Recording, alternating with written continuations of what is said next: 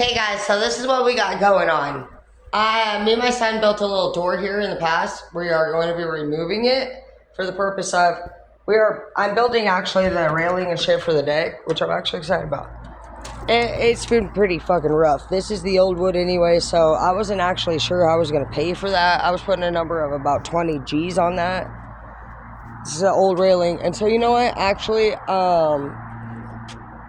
starting to try to build a new railing, and actually we're changing the design. We're gonna have two decks, like one over there, one over here. So I'm winging it. I've never done it before. I've been actually really enjoying it, I'm not gonna lie. So that's been fun. Updating the paint in here to white. So it's almost all done in this room. I gotta get up there and do a little bit more. I'm excited to see that opening and just like have that back to the way that it was when it started, because I feel like the door thing I need to learn more about. And we got this kitchen almost complete. We got that little corner over there. Got to do the roof, but hell yeah, we're making that wrap around here. As you guys can see here, we're pretty cleaned out. I have pretty much just gotten rid of everything. Definitely need to shampoo the shit out of these rugs on the stairway. Painting the hallway. This is from Zeke when we first moved in, so I got to repair that. Still, I've had a picture over it. But yeah. That's what's going on here. We're replacing some fixtures, some lighting, and gonna be moving that cute little bar thing into the kitchen once this backdrop is completed. Only because I did have the cutest table ever, and I wouldn't have normally gotten rid of it. But my old neighbor Serenity actually needed some furniture. She got her very first place, and I just thought that is so cute. And you know what? She has a little girl. My kids are out of here doing their things.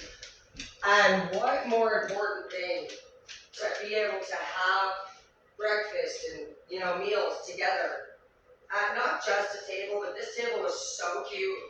Thank you to Amanda who gave it to me. But my kids actually just like have their own rooms and TVs and shit, and they just kind of like we were always close, but like I don't know. I just feel like some people are. This is like the prime time in her life to have actually sat down with her baby at a table. And so it was an honor for me able to come up with like a whole apartment's worth of shit. And she got a TV. She only had $100, but I gave her a table, flat screen, fucking bed with frame, just a bunch of like goodies, you know what I mean, to set her up. And I'm so proud of you, Serenity. Yay, good job. I'm proud of my son too. Same age, dude. They both got places. My son, he's a little fucking princess, and so he was like, I don't need nothing. Mama, I don't need nothing. We already ordered our stuff offline.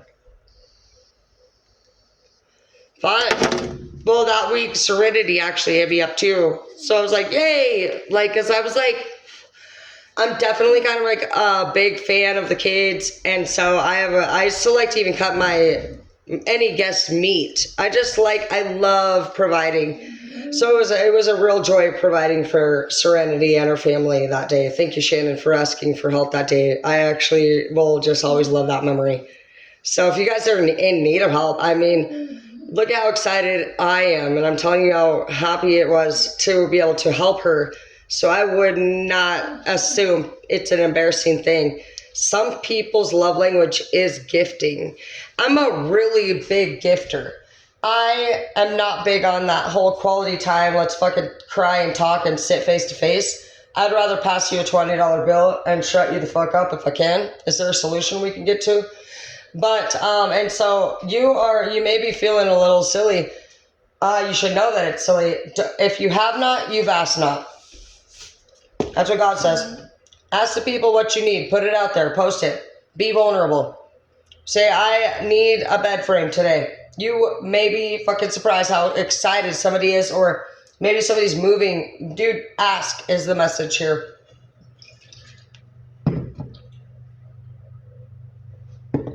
Ask. What is love? Baby, don't hurt me. Don't hurt me no more. Okay, stop. I do this to my kids all the time. Now that my son's all big and shit, all the kids, they're all big and teen and grown. One good thing about being a teen mom, which I was never sad about, I loved every moment of my pregnancy. That memory. See, 7 pounds, 9 ounces, 19 inches long, my son. Hospital, shut up. Oh, I love you, Skylar, Brooke, Miley, Halo. Facts, bitch. See, you guys get a fix off of your children, it says.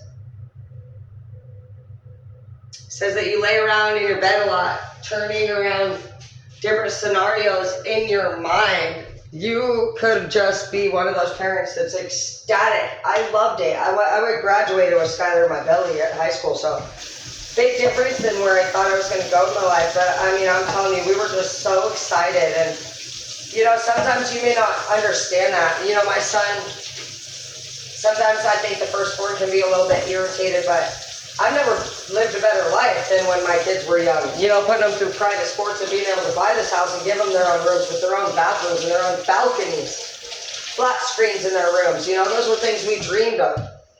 Sometimes we give our people everything, I guess, that we dreamed of. But even though we could use the term like, you're going to see, you know, what you had when you go to pay for it or whatnot, we don't really want them to struggle. I hope not. But unfortunately, yes, there is. There are the opposite type of parents. The type that do and not want anybody to do better than them. For the purpose of, then, you know, they say that people that are not nice about what goals we have, it's because they didn't accomplish their own. And it bothers them. And so when you hear another adult talk about another adult, that's one of those people. There's nobody in maturity that talks shit as a solution. Sure, people gossip, but even no matter where we are at in life, even in the workplace, someone's going to get a write-up, disciplinary action of some sort. You'll get a plan of action no matter where you are with anybody who has a professional license to actually authorize those type of recommendations. So allow the professionals actually, for one, for those of you who are getting a lot of input from somebody else who's not even fucking educated or living a life that you would even fucking look up to, like most of our haters, and honestly, one of these people, which is somebody who has failed goals, failed dreams, they take from you. Because when you are confused and when your mind is going through turmoil, that's the only time they feel good. It's because you are not looking good. If you express like how stressed you are because of something, this brings that person some sense of peace. That they're not alone in things. But every time you find a solution, that makes them feel a little just intimidated, I guess, in a way of like, shit, if this person actually wraps their shit up and gets everything together, I wouldn't have an excuse anymore to say why I am so bothered all the time. See, these people use your stress experiences as their story for why they have problems. Like, let's just say if you're the baby daddy or a baby mama and you're dealing with somebody who has been stressing you out and doing horrible things. Most of the time, those people will go and tell everybody that they know and people that you know every time they're alone with them, you're going through the same thing that you're going through what you're going through, but they're going to try to make it look like you're not credible. So they're going to drive you mad crazy. You may not even realize this. Most of us don't. The person in which you keep running to that doesn't seem to fucking say anything except for, you know, I sure hope that you get better. You know, or, you know, whatever the fuck they say about getting better. It's not even a fucking plan of action with a deadline, which is what we've learned we need to get better. A lot of us want to get better. We need a plan of action. We need to know what to do to get better. That's what I learned. Can't tell you how many times I've fucking wanted to get better according to this person telling me to get better. Which I learned in the end, this person never did do anything to get better. That's why they use the term get better, which isn't even used in therapy. Nobody tells you, I sure hope you can get better, and then walks away anywhere, except for our number one addiction. the narcissist. As you can see now, years later, this person didn't do anything that they said they were going to do for you. And they really fucked you over, didn't they? With anything you told them that was private information. That was the goal. To groom you. To groom you. These people are money motivated. And in order to do that, they have to actually work less hard because they're lazy. So they're looking for somebody who's vulnerable. Somebody that they can basically have all eyes on them to pretty much commit a bunch of shit behind the scenes while everybody thinks it would be you who did most things. This person is like a background passing convict type shit. These are the people that basically use like emotional instability, and they will go and pass along all information that you told them. This could also be somebody who you're going to find out in the end is telling everybody how toxic you are. And they're going to tell everybody about everything that you guys fight about. But only if, like, let's say they cheated, they're going to tell everybody you cheated. And they're going to tell everybody how toxic you are. I've noticed these ones will actually, if they are somebody who gets caught in act, they will full-blown tell their people the exact same thing that they did to you, only reverse. I found that to be very interesting, just because I feel like if I was going to commit some kind of crime that I really was that adamant about not ever being judged for, like that I did it, I definitely wouldn't go and volunteer that you by chance did the same exact crime, but you really did it. I think my mind naturally would just fear, like, what if they instantly just question that, and then automatically that would bring attention to the crime that I'm trying to automatically just, like, divert. So, they have some specific characteristics. Now, if they're trying to basically, like, oh yeah, that's exactly what they do, actually. Because even feminines or masculines that end up with full custody of kids, a lot of times they'll say, oh, you cheated, you're the drug addict, you're the piece of shit. And sometimes I've even seen in cases where women or men were the actual initial offerers of those drugs. And unless you start to actually have those experiences, unfortunately, which I don't want for many people, because these people are very manipulative. You can spend your whole life believing the wrong person.